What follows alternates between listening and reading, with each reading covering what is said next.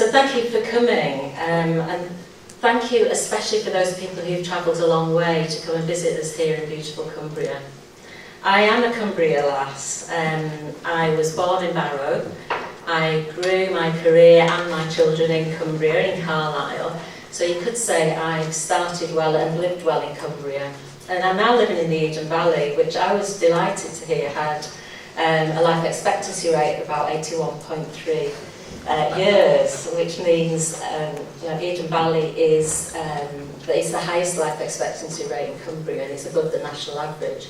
So I'm really aspiring to grow old, as I'm approaching retirement, grow old and die well in Cumbria as well. So it's really important for us to think about inequalities today. And I feel really privileged because I've had a great life in Cumbria, but that might not have been the case. So my dad was brought up in one of the most deprived wards in Barrow-in-Furness, but he was really lucky. He had a supportive family, he managed to find a reasonable school, and then he went on to find some rewarding employment and worked all his life in Barrow. But sadly that's not the case for many families today living in Barrow. So inequalities is really important. It's been described in a way that I really like. It's about unavoidable unfairness.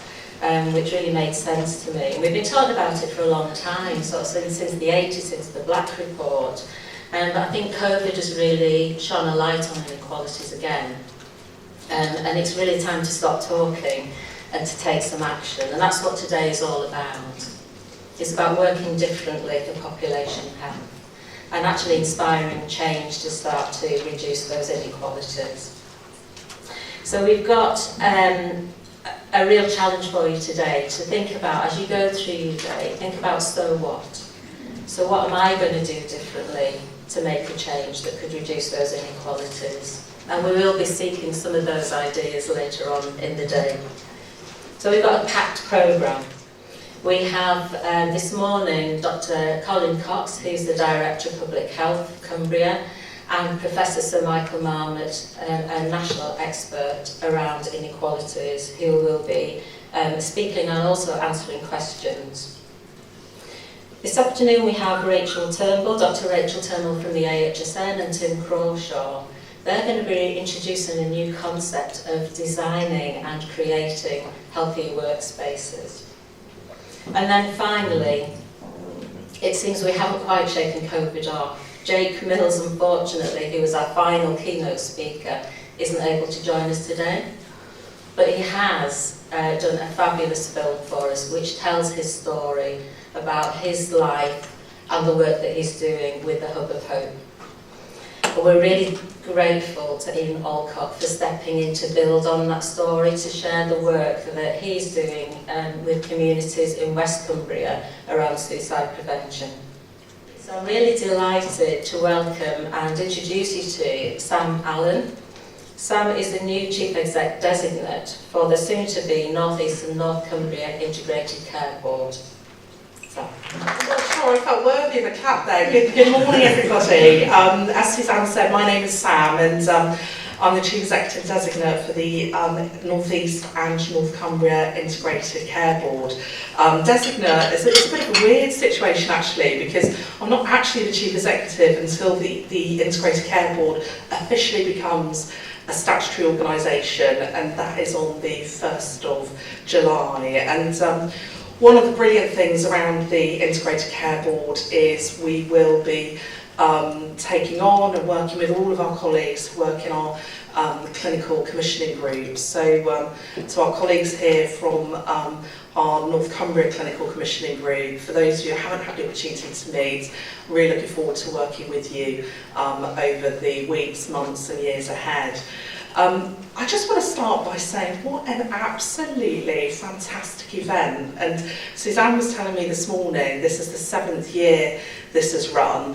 I heard that you managed to sneak one in just before lockdown back in March 2020. And I don't know about you, but that feels like a really long time ago now.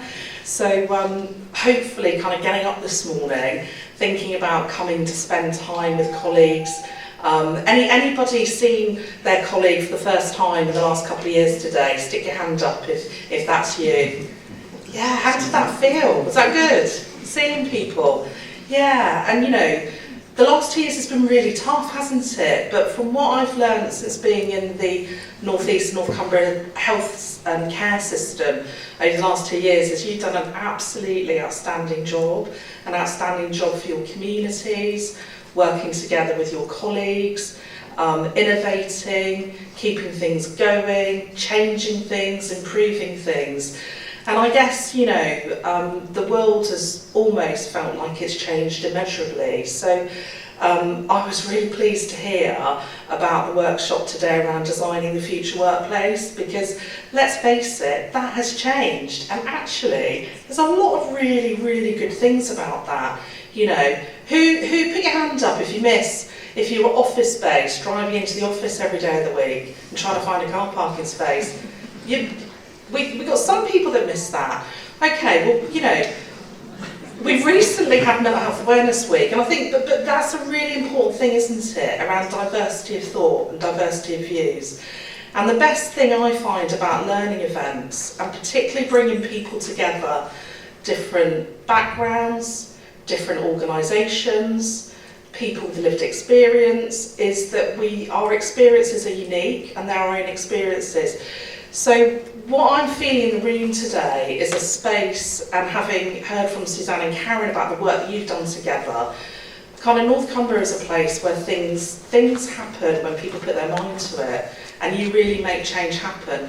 But in order to do that, and I think really thrive as a learning system, it's really important that we really embrace that diversity of thought and diversity of experience, because that's how we will make a step change in improving outcomes.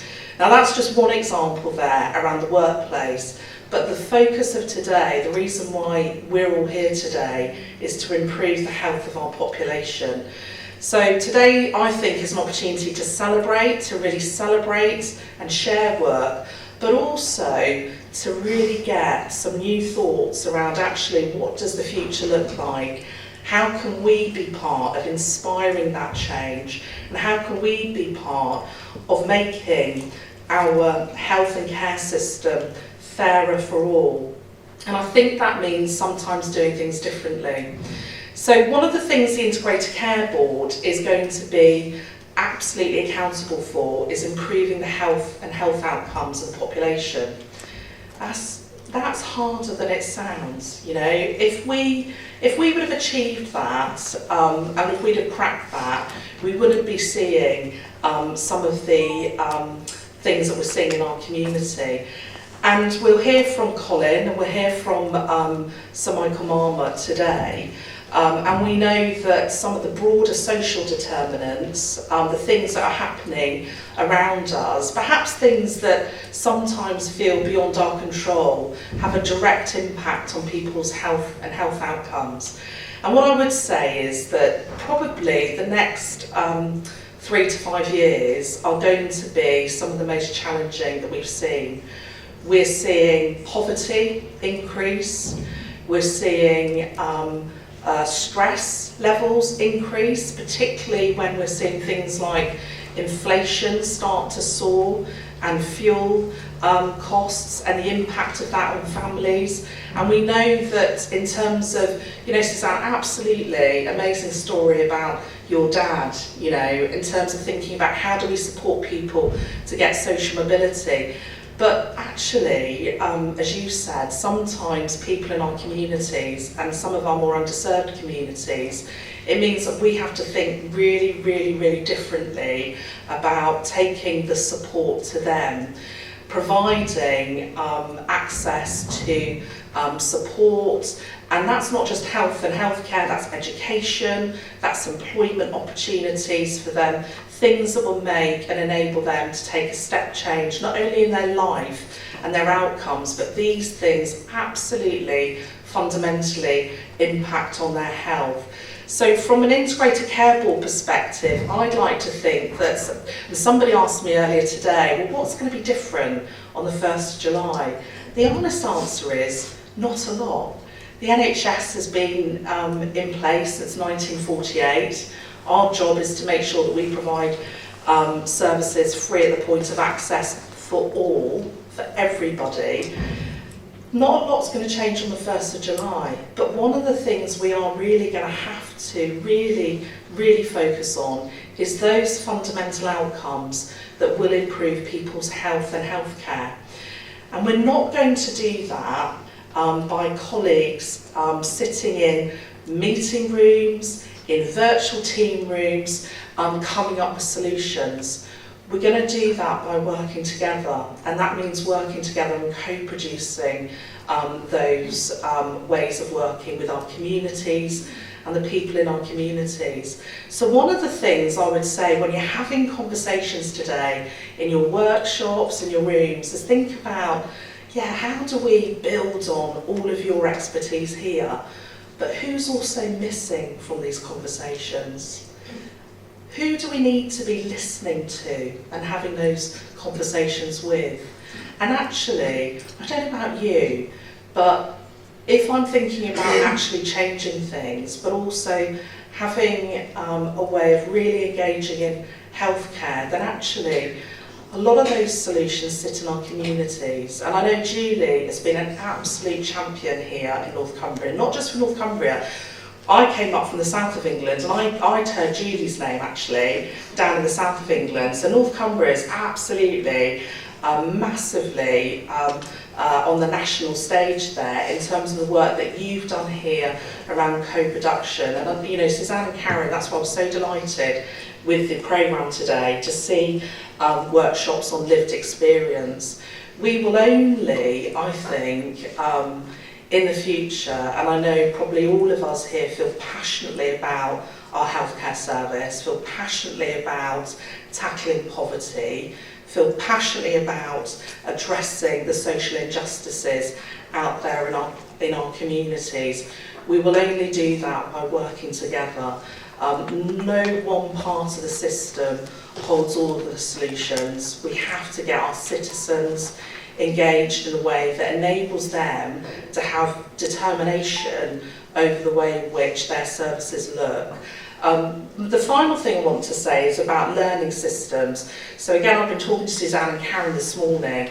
My job covers the whole of the North East, North Cumbria, so I've, as you can imagine, been backing up quite a few miles in my car recently, driving out and about. And the best thing there is you just see so many brilliant things. And the one thing that's been consistent in this region is the people, the passion of the people, the pride in what you do, wanting to do the best for your communities. That absolutely stands out. But here in North Cumbria is probably the one part of the system I've gone to that's really invested in systems leadership, in the OD work, the organisational development work, bringing people together like this and really using improvement as a way of doing things.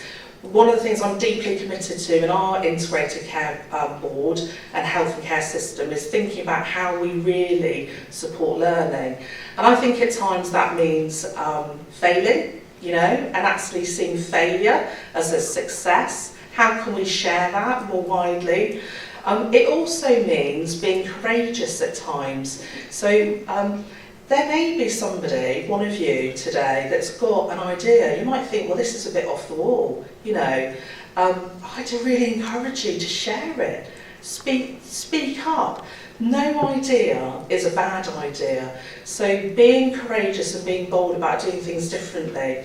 And the other thing I would say is, I was saying again, I was reflecting with a colleague this morning, sometimes when you become a chief executive, one of the brilliant things is you get to get about and you see all the work.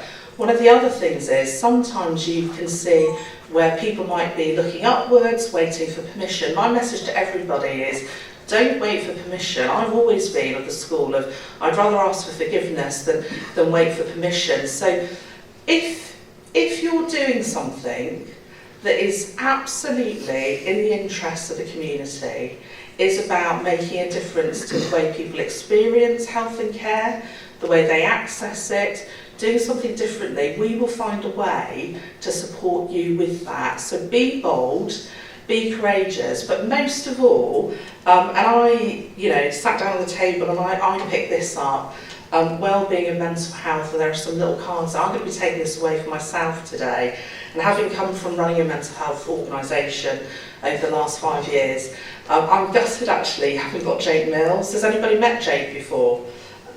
Yeah, you know what I'm talking about, don't you? But his video will be brilliant, so please do watch it. And Jake is absolutely on a mission to tackle stigma in mental health, but also to make sure that everybody is just one step away from mental health care. So again, I know that when we think about mental health, we think about what we can do in our communities, how we do things differently. But our mental health, your mental health matters too. If we think about mental health care, 1 in 4 of us at some point in our times will be experiencing it. That's easily a quarter of this room today. So look after each other. Let's look after each other. Let's look out for each other. And I think if we look after ourselves, we're much better prepared to make sure that we are able to care for others as well. So have a great day. Suzanne, thank you for welcoming me.